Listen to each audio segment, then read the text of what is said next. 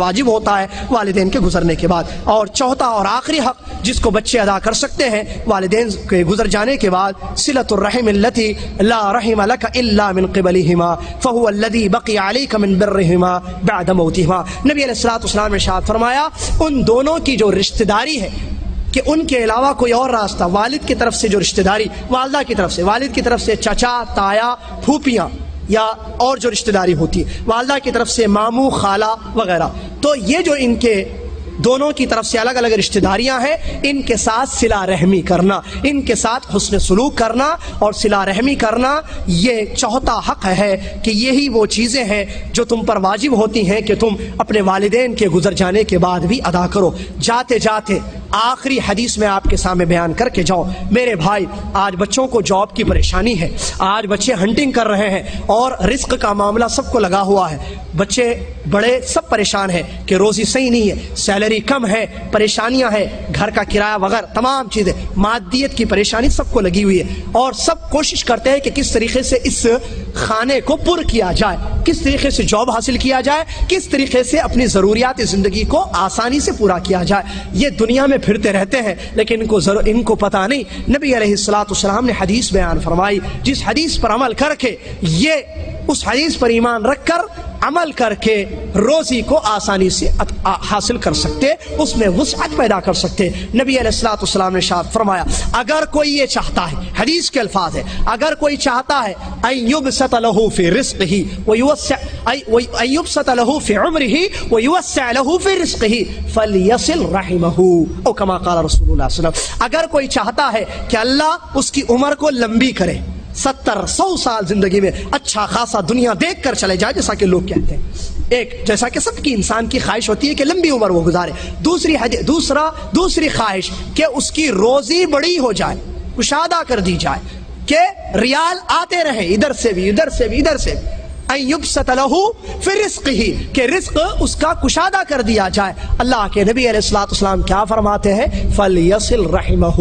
اپنے رشتہ داروں کے حقوق کو ادا کرو، جس میں سب سے بڑا رشتہ داروں میں حق بنتا ہے والدین کا۔ میرے بھائی یہ حدیث میں راستہ بیان کیا گیا کہ جس پر عمل کر کے ہم اپنی عمروں کو دراز کر سکتے ہیں، اپنے روزیوں کو کشادہ کر سکتے ہیں، اور وہ ہے والدین کے ساتھ اچھا سلوک کرنا، صلہ رحمی کرنا، ان کے حقوق کو بجا لانا، کہ صلہ رحمی میں سب سے پہلا مقام ان کا آتا ہے اور ان کے بعد دیگر تمام رشتہ داروں کا۔ لہٰذا ضرورت اس بات کی ہے کہ ہم اللہ سے ڈریں، کیونکہ اللہ کا ڈر دل میں نہیں آئے گا کوئی ہمارا عمل درست نہیں ہوگا۔ مسلم کی حدیث میں اللہ کے نبی علیہ الصلوۃ والسلام نے فرمایا اس ٹکڑے کو صحیح کر لو، اس ٹکڑے کی صلاح پورے جسم کی صلاح ہے۔ اس ٹکڑے کی صلاح کیسے ہے؟ التقوی ہا ہنا، دلوں میں اللہ کا ڈر پیدا کرو، ڈر آئے گا زبان، آنکھ، ہاتھ، پیر سے وہی اعمال، وہی امور انجام دیں گے تم جو اللہ کی رضا میں ہو۔ لہذا اللہ کا ڈر دلانا ہے، اور جاتے جاتے یہ بات بھی ذہن میں رکھے کس طریقے سے ہم اپنے بچوں کو مطیع اور فرما بردار بنا سکتے۔ واحد راستہ ہے، دنیا کی کوئی کتاب، انگریزوں کی کوئی بک، کوئی لٹریچر بچوں کو مؤدب، با ادب، با اخلاق، حقوق کو ادا کرنے والا نہیں بنا سکتا ہے۔ واحد اللہ کی کتاب محمد الرسول صلی اللہ علیہ وسلم کی حدیث ہے، یہ وہ کتابیں ہیں کہ جن کو پڑھ کر، جن کو پڑھا کر ہم اپنے بچوں کو حقوق سمجھا سکتے ہیں، ان کے دلوں میں اللہ کا ڈر پیدا کر سکتے ہیں۔ اس کے علاوہ دنیا کی ڈگریاں دے دیں حقوق کا، اگر آپ سمجھیں کہ وہ بڑا ہو کر حق ادا کرے گا آپ کا، نہیں، جب تک وہ اسلامی تربیت نہیں لے گا، اسلامی تربیت اس کو نہیں دی جائے گی، ہرگز آپ اس سے یہ تصور نہ رکھیں کہ وہ بڑا ہو کر آپ کا حق ادا کرے گا۔ ضرورت ہے کہ ہم اسلامی تربیت دیں بچوں کو، بتائیں کہ ان کے باپ کا، ان کے ماں کا کیا حق بنتا ہے۔ اللہ سے دعا ہے اللہ رب العالمین مجھے آپ کو، دنیا کے تمام مسلمانوں کو اللہ کا حق جو سب سے پہلے ہم پر بنتا ہے اس کو ادا کرنے کی توفیق عطا فرمائے، حقوق الوالدین کو سمجھنے کی، معلوم کرنے کی، پڑھنے کی، قرآن و حدیث کی روشنی میں توفیق عطا فرما۔ اللہ کہنے سننے سے زیادہ عمل کرنے والا مسلمان ہم کو بنا۔ اللہ والدین جن کے زندہ ہیں اللہ ان کو توفیق دے کہ وہ اپنے والدین کو کے ساتھ حسن سلوک کریں، ان کے حقوق کو ادا کریں، اور جو دنیا سے فوت ہو چکے ہیں اللہ ان بچوں کو توفیق دے کہ وہ اس حدیث کی روشنی میں 4 ان کے حقوق کو ادا کریں۔ آمین۔ وآخر دعوانا الحمدللہ رب العالمین، والسلام علیکم ورحمۃ اللہ وبرکاتہ۔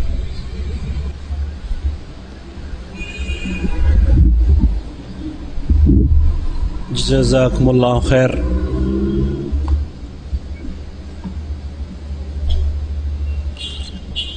حضرات ابھی ہم اور آپ فضیلت شیخ یاسر الجابری حفظ اللہ کی قیمتی اور نہایت ہی علمی نصیحتیں سماعت فرما رہے تھے۔ اللہ رب العالمین سے دعا ہے کہ ہمیں والدین کی فرما برداری، ان کی خدمت کرنے کی توفیق عطا فرمائے، اور فضیلت شیخ یاسر کے علم و عمل میں اضافہ فرمائے، اور آپ کی اس تقریر کو آپ کے موازین حسنات میں اضافے کا ذریعہ بنائے۔ حضرات، میں آپ کا بھائی محمد عاقل ایک بار پھر جد دعویٰ سینٹر حی السلامہ کی جانب سے اس 2 روزہ دین رحمت کانفرنس میں آپ سب کا استقبال کرتا ہوں۔ اللہ رب العالمین اس کانفرنس کو شرف قبولیت عطا فرمائے، اور جن علماء کرام نے اس میں شرکت فرمائی ہے ان کی کاوشوں اور جہود کو ان کے موازین حسنات میں اضافے کا ذریعہ بنائے۔ آمین یا رب العالمین۔